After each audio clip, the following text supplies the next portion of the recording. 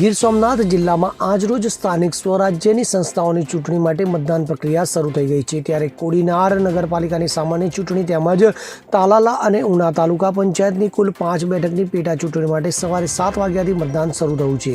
ત્યારે કોડીનાર મતદાન મથકમાં 3માં ઈવીએમમાં ખોટકાયું છે। ઈવીએમની ચાપ જામ હોવાથી 30 મિનિટથી મતદાન પ્રક્રિયા બંધ રહી હતી। તો કોડીનાર નગરપાલિકાની ચૂંટણીમાં 1 વાગ્યા સુધી 6 કલાકમાં 10,089 મતદારોએ મતદાન કરતા 31.99% જેટલું મતદાન થયું છે। ત્યારે વોર્ડ વાઇઝ થયેલ મતદાનના ટકાવારીની વાત કરવામાં આવે તો વોર્ડ નંબર 1માં 34.49%, વોર્ડ નંબર 2માં 30.91%, વોર્ડ નંબર 3માં 24.52%, વોર્ડ નંબર 4માં 31.58%, વોર્ડ નંબર 5માં 29.24% અને વોર્ડ નંબર 6માં 39.07% અને વોર્ડ નંબર 7માં 35.42% મતદાન થયું છે। અત્યારે 12:30 જેવું છે। અત્યારે અમારા પ્રમાણે 37% મતદાન થયું અને શાંતિપૂર્વક ચાલુ છે। સૌથી સારામાં સારું મતદાન થશે। અમારી આશા છે 65 થી 70% મતદાન થશે સાંજના 6 વાગ્યા સુધી। લોકોની અંદર કેવો ઉત્સાહ જોવા મળે? લોકોની અંદર બહુ ઉત્સાહ જોવા મળે છે, જે કે ભાજપ તરફથી મતદાન એકદમ થાય છે કે 80 થી 90% ભાજપને મત મળશે।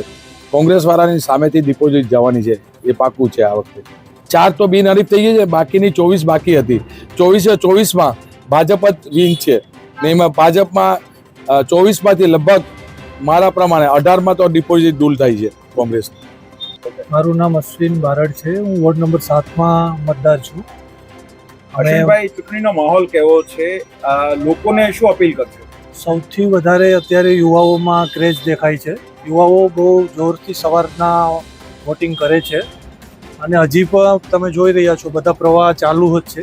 અત્યારે સૌથી વધારે યુવાઓમાં જોશ છે અને અત્યારે જે પ્રમાણે વોટિંગ ચાલુ છે એ પ્રમાણે હું બધા યુવાઓને અપીલ કરું છું કે સૌથી વધારે મતદાન 6 વાગ્યા સુધીમાં કરે।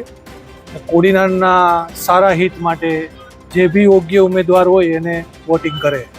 આપણે કોડીનાર નગરપાલિકા, ઉનામાં 3 તાલુકા પંચાયત અને તલાલામાં 2 તાલુકા પંચાયતની સીટનું જે પેટા ચૂંટણી છે એનું મતદાન ખૂબ શાંતિપૂર્વક ચાલી રહ્યું છે। લોકો ઉત્સાહથી મતદાનમાં ભાગ લઈ રહ્યા છે। મારી પાસે અત્યારે 11 વાગ્યા સુધીના આંકડા છે। એમાં કોડીનાર નગરપાલિકા ખાતે 16.5% જેટલું મતદાન થયું છે। ઉનામાં 21% અને તલાલામાં 18% જેટલું મતદાન થયું છે। મતદાન ખૂબ શાંતિપૂર્વક ચાલી રહ્યું છે। સવારથી ચૂંટણી એના યોગ્ય સમયથી ચાલુ છે અને પોલીસ તમામ જગ્યાએ પૂરતી પોલીસ બંદોબસ્ત, quick response team, LCB, SOG અને સિનિયર અધિકારીઓ તમામ ફિલ્ડમાં છે।